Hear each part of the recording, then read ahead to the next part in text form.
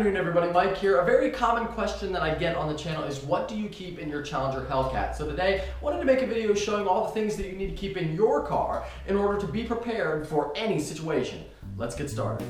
So I wanted to start with the outside of the car, and this is a very important step for those of you who, like me, are unfortunate enough to live in a cold climate or when there's winter time.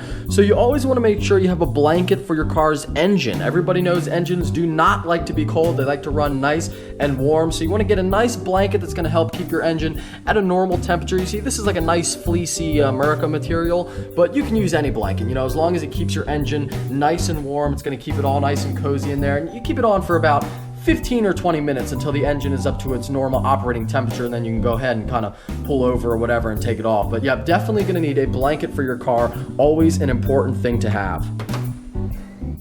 Moving on to the passenger compartment of the vehicle, and you know, I don't keep a whole lot up here. I like to keep it pretty organized, not really cluttered or anything. I do have my garage door opener over here in the door, just obviously for ease of access. And then in the glove box, just kind of your standard stuff, you know, registration, insurance papers, and all that. But a lot of people you see like to have water bottles in their car. I do as well, but instead of having to go to the house and get a new water bottle every time I get in the car, I just bring the case with me. I find this to be much more convenient. You know, I just reach over, grab a water bottle, and there it is. So yeah, case of water, definitely something I would recommend, especially if you get stranded somewhere. Then you have all this water. It would last you for, like, I don't know, a couple weeks, maybe a couple months. And then, you know, everything else, like I said, pretty organized. But I do have some stuff in here. That's from the from work the other day. But yeah, other than that, pretty nice and organized. Not a whole lot up here to talk about in the passenger area of the vehicle.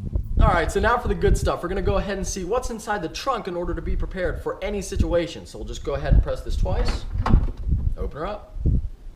Starting with the obvious, you know, I always recommend keeping some good food items in your car, and that's why I choose pasta. Great source of carbohydrates for energy out on the road.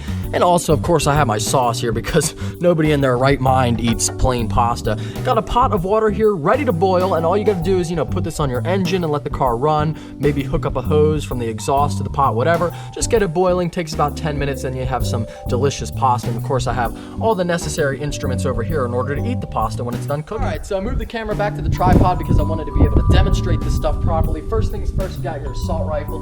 Nothing special, not a whole lot to talk about, just good if you ever find yourself in an active war zone. Moving along that same point, you also have your IBA here. Now this is going to be good in case someone else has an assault rifle and they're trying to attack you. So, you know, this goes on in about, 5 seconds, and then you just fold this over here like this.